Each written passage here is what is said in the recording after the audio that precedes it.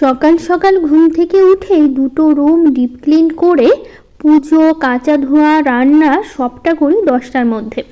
রাধে রাধে বন্ধুরা, কেমন আছো তোমরা সবাই? আশা করি ভীষণ ভালো আছো। আমরাও কিন্তু খুব ভালো আছি।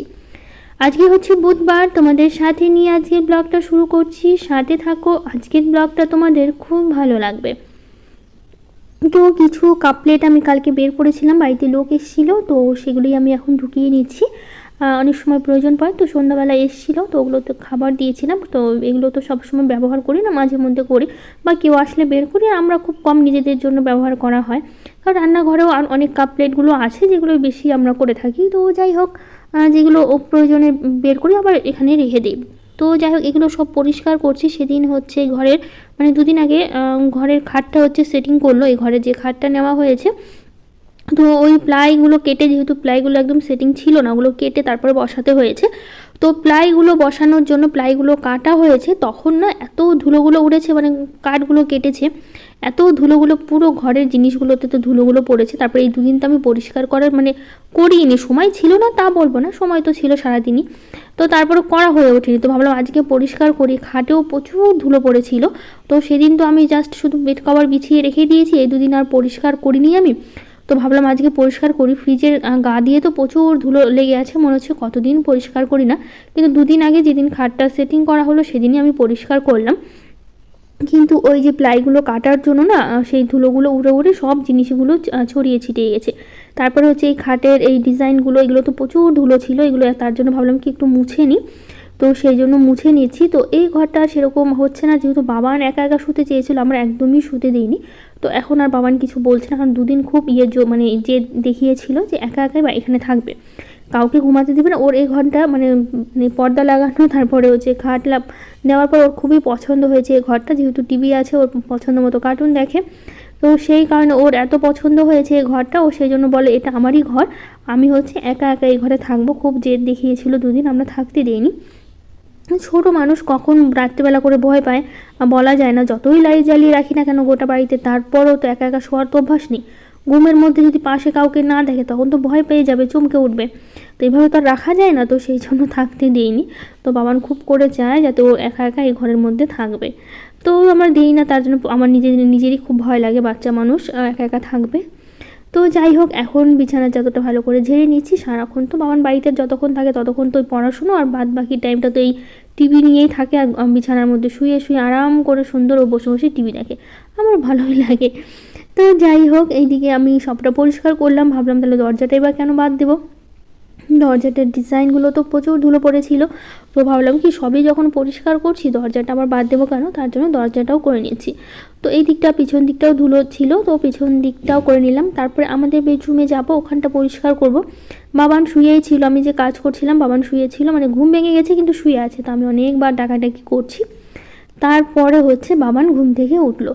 তো এদিকে সকালবেলা যেহেতু বেশি দেরি করি না, আমি তাড়াতাড়ি ঘুম থেকে উঠে পড়ি, তো সেই জন্য কাজগুলো তো সব কাজকর্ম যা যা বাড়িতে গোছানো, পরিষ্কার, ঝাড়ঝাঁটা দেওয়া শুরু করে যা কিছু সবই আমি সকালবেলায় করি, কারণ সকাল সকাল উঠি, তো সকালবেলায় কাজ হয়ে যায়। তো সকালবেলা কাজ করতেই বেশি ভালো লাগে, তো সেই জন্য আমি সকাল সকাল উঠে সব কাজ করার চেষ্টা করি। তো এইদিকে আমি এই সেটটা আজকে পরিষ্কার করব, এই র্যাকটা পরিষ্কার করব আজকে। তো সব জিনিসগুলো নামিয়ে নিচ্ছি। এটাতে প্রচুর ওপরের দিকটা বেশি ধুলো পড়ে, নিচেরগুলো তো অতটা ধুলো পড়ে না, কিন্তু ওপরে যাই না কেন ওপরের দিকটা প্রচুর ধুলো পড়ে, নিজেরও ভালো লাগে না। তো সেই জিনিসগুলো নামিয়ে নিচ্ছি। আর আমাদের ছবিটা একটু মুছে নেব, এটা আমাদের বিয়ের ছবি, তো এটা একটু ভালো করে পরিষ্কার করে নেব, নিয়ে তারপর এখন এই দিকটা মুছে সব জিনিসগুলো সাজিয়ে রাখবো, যেরকমভাবে সাজানো ছিল সেরকমভাবেই। আর সাজিয়ে গুছিয়ে যে কোনো জিনিস দেখতে ভীষণ ভালো লাগে। এটা হচ্ছে আমার রিসেপশনের ছবিটা, যেটা বাঁধানো হয়েছে।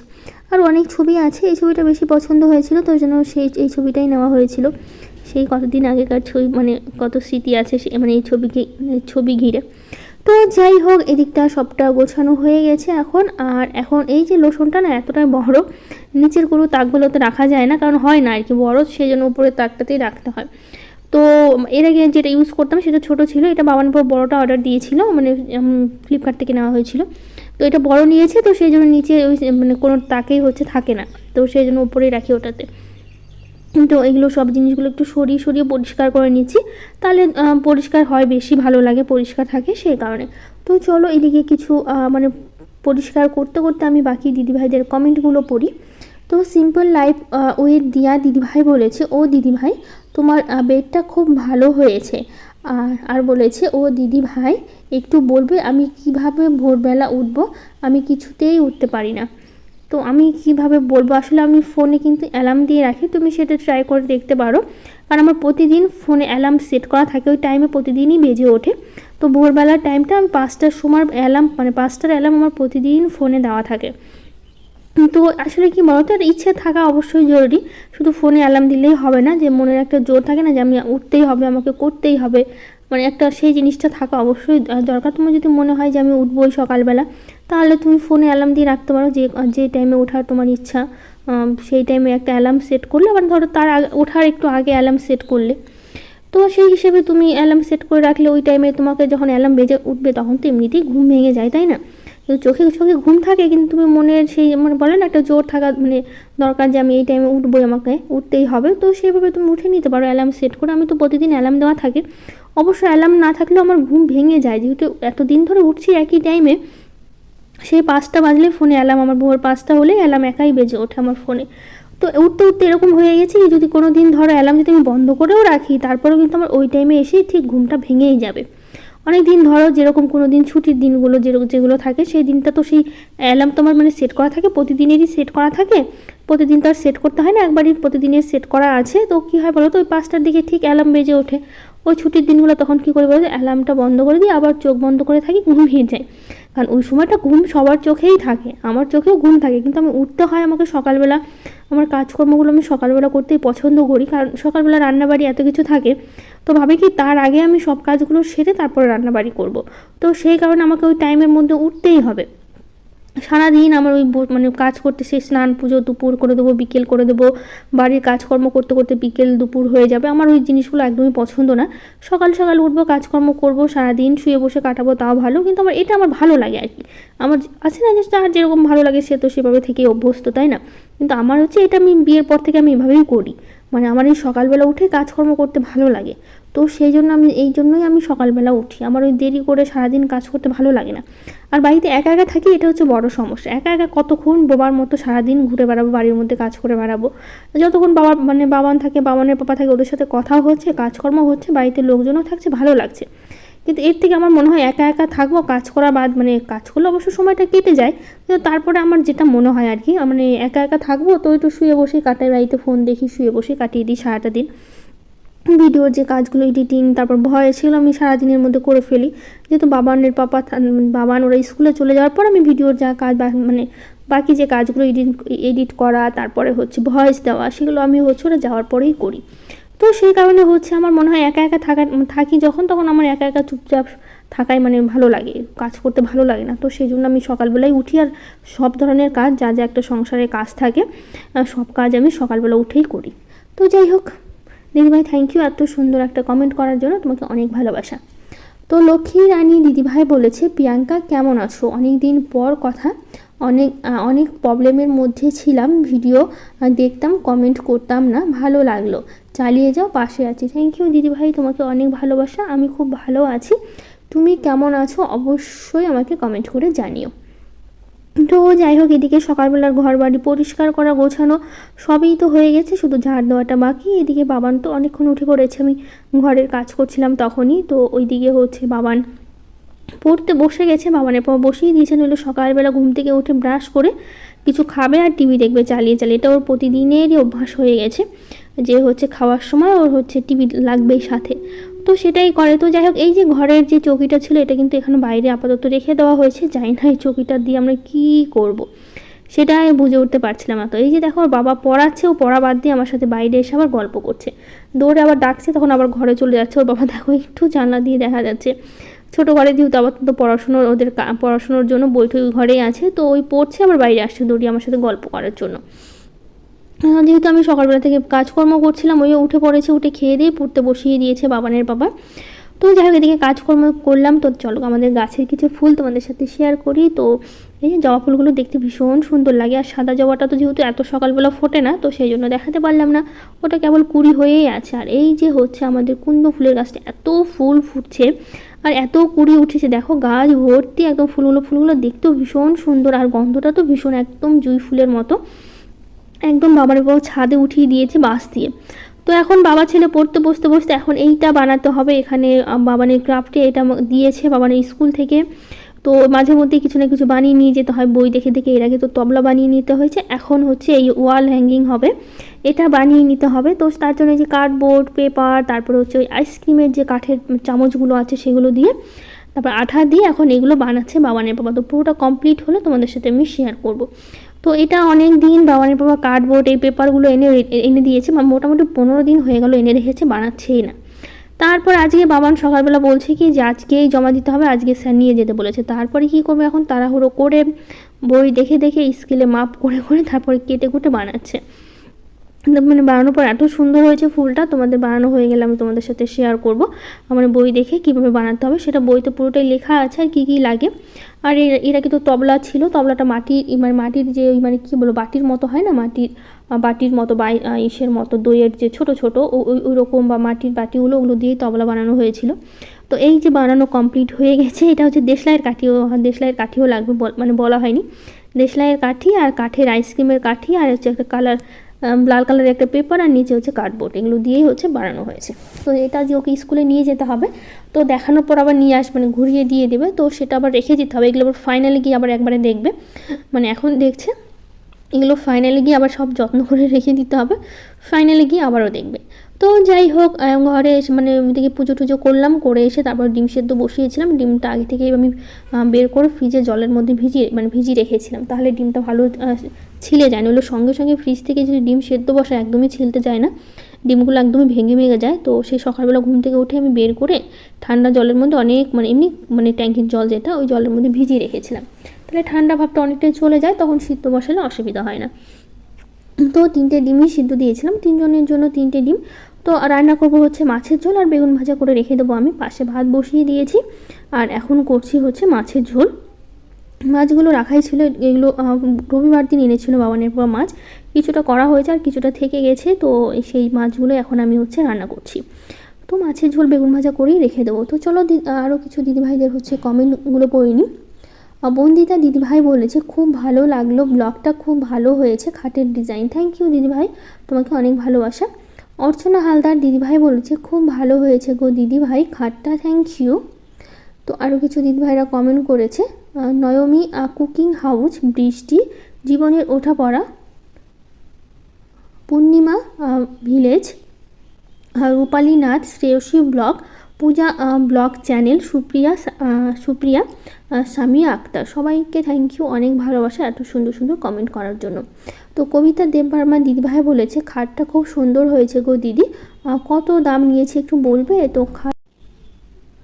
তো খাটের দাম নিয়েছে হচ্ছে 14,000 টাকা পড়েছে। তো যাই হোক, এদিকে মাছগুলো তো আমি ভেজে তুলে নিয়েছি, মশলা সব কিছু রেডি করে নিয়েছি। বেগুনগুলো আমি হচ্ছে কেটে তারপর হচ্ছে ধুয়ে লবণ জলে ডুবিয়ে রেখেছি, কারণ আমার একটা দিদিভাই কমেন্ট করে আমাকে বলেছিল যে লবণ জলে নাকি বেগুন ডুবিয়ে রাখলে তেলটা অনেকটাই কম লাগে। অবশ্য এর আগে আমি একদিন ভেজেছিলাম সেম একইভাবে, যে অনেকক্ষণ আমি লবণ জলে ডুবিয়ে রেখেছিলাম, সত্যি বলতে অনেকটাই তেল কম লাগে, কারণ বেগুনে এত তেল টেনে না, খুবই খারাপ লাগে। বেগুন ভাজা খেতে আমার বরাবরই খুবই পছন্দ, কিন্তু শুধুমাত্র এই তেল প্রচুর লাগে দেখে আমি বেগুন ভাজাটা করতে যাই না, কারণ এতটা তেল নিয়ে নেয় না, খারাপ লাগে। এত তেল তো খাওয়া একদমই ঠিক না। বাবানের পর তো প্রচণ্ড রেগে যায় এত বেগুন ভাজা দেখলেই, কারণ হচ্ছে তেলের জন্য একমাত্র। তো ওই দিদিভাইটা বলার পর আমি হচ্ছে সেম একইভাবে ওটাই করছি, যে লবণ জলে কেটে লবণ জলে অনেকক্ষণ ভিজিয়ে রাখি, তারপরে হচ্ছে পরে লবণ হলুদ আরেকটু হালকা একটু লবণ হলুদ দিয়ে তারপরে মেখে ভেজে নিই। তো সত্যি বলতে তেল অনেকটাই কম লাগে। তো এইদিকে আমি রুটিগুলো করে নিচ্ছি আমার নিজের জন্য, আর এইদিকে আমি মাছের ঝোলের জন্য মশলাটা খুব ভালো করে কষিয়ে নিয়েছি আলুর সাথে। এখন দিয়ে দেবো জল, তো দিয়ে তারপর ঝোলটা কিছুক্ষণ ফুটুক। আর বাবান এত আলুর পরোটা ওর এত পছন্দ, প্রতিদিন ওর টিফিনে আলুর পরোটা করে দিতে বলে আমাকে।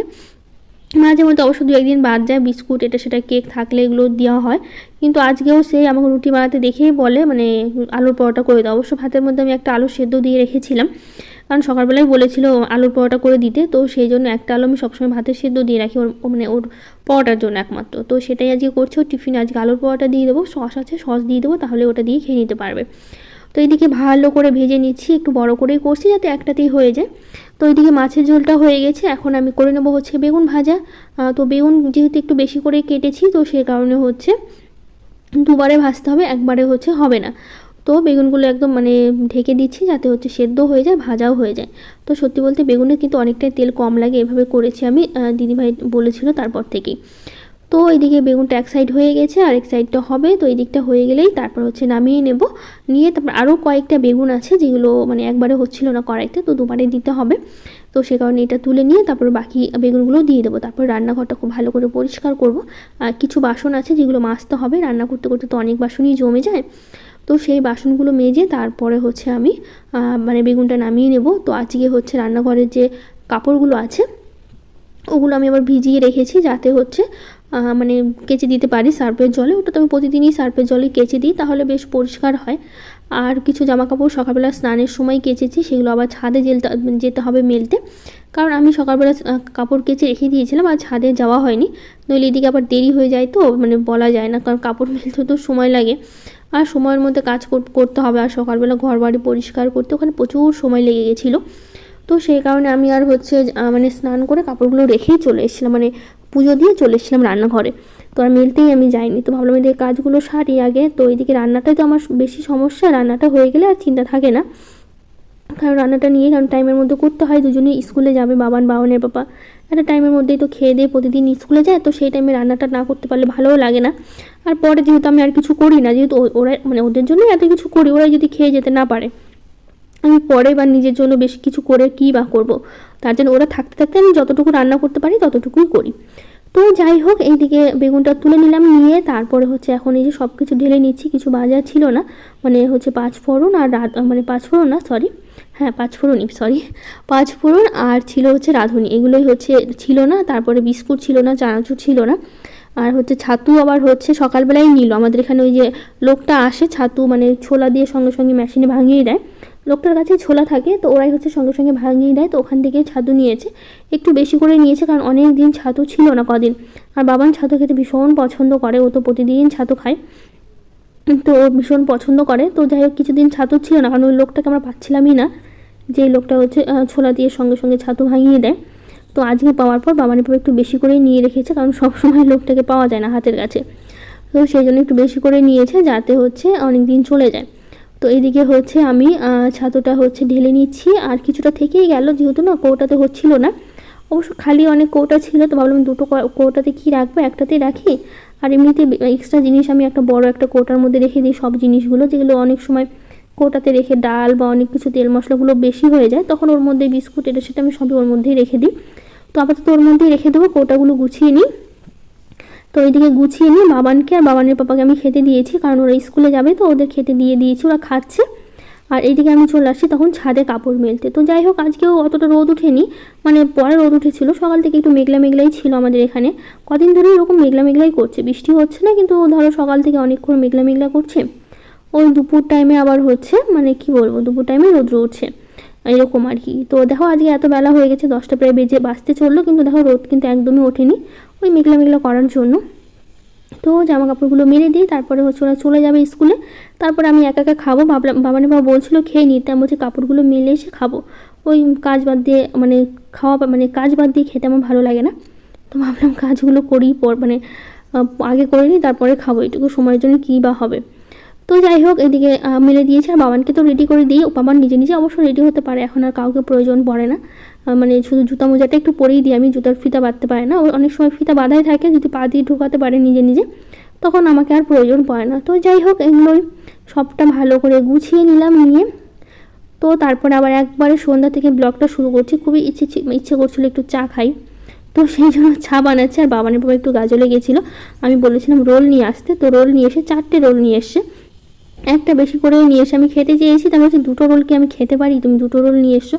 তারপর ওই রোলটা আবার ভাগ করে আমরা খেলাম সবাই মিলে। তো যাই হোক, এখানে একটু চা করে নিচ্ছি, তো দুধ চা করবো, দুধ চা খেতে আমার ভীষণ ভালো লাগে। তো আমি একটু খাবো, বাবান খাবে, বাবানের পাপা খাবে, কারণ বাবানের পাপা লাল চা খেতে একদম পছন্দ করে, দুধ চা খেতে একদমই পছন্দ করে না, ও খেতেই চায় না দুধ চা।